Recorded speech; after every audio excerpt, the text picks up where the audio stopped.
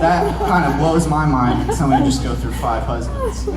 And you know, when I see numbers in the Bible, I encourage you to do this too if you're reading the Word. I like to know what the meaning of numbers are, and it really gives us a deeper meaning of what the Word says. And come on. So she has 5 husbands. 5 is the number of grace and goodness, and she's on her 6th boyfriend, I guess. And 6 is the number of human weakness. You know what? So that what that says to me is that God's grace is already there before we even get to our weakest moments. You know. And so, and then let me go back to, he says, go get your husband. Even knowing Jesus, knowing that she didn't have, or she had 5 husbands before. Why would Jesus do this? Why would he say, go get your husband, even knowing that she doesn't have one, but she's had 5 before? You know, I think he makes himself known to some of us so that we can acknowledge who he really is, what his powers are, and what he can do in our lives. So I think that's what he did in that moment, so that she would acknowledge what kind of water this really is, what kind of living water. And so she had 5 husbands before. She's, in her past, longing for this love, this compassion that she cannot find in these earthly human beings, these husbands that she's gone through 5 of them. She's on to her 6th. She can't find it. And Jesus knows that, and he offers her this living water. You see, I think that this generation longs for that love and that compassion and relationships. That's true. Generally girls, but we're just going to go. Okay. And so the reason I say that is because I saw a girl's tweet that said one day, Twitter, she said, for once I just want to be someone's everything.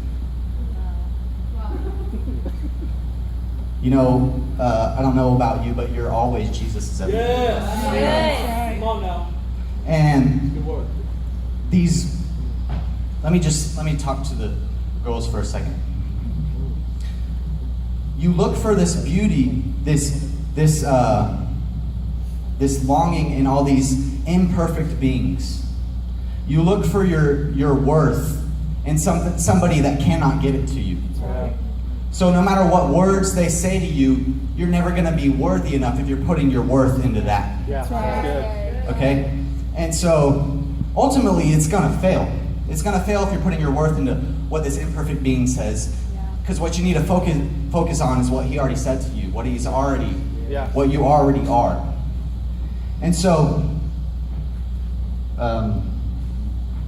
let me read this. 1 Peter 3:4, you don't have to go there. Your beauty should be that of your inner self, the unfading beauty of a gentle and quiet spirit, which is of great worth in God's sight. There you go, it says it right there. You're of great worth in God's sight. So no matter what you see in the mirror, no matter what a guy says to you, you're worthy in God's sight.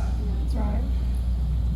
So when the enemy starts giving you these thoughts and saying that you're not beautiful, you need to go put on more makeup, you need to change clothes because in society's view, you're not beautiful. But in God's view, it's the inside. It's not how you look, but how you are. And he's already told you right here in this word that you are worthy. So what I'm trying to say is you need to stop putting your self-worth into what these guys say to you. And I said this before, but you need to start putting your worth into what he's already told you. And sorry guys, I might be bashing on you a little bit.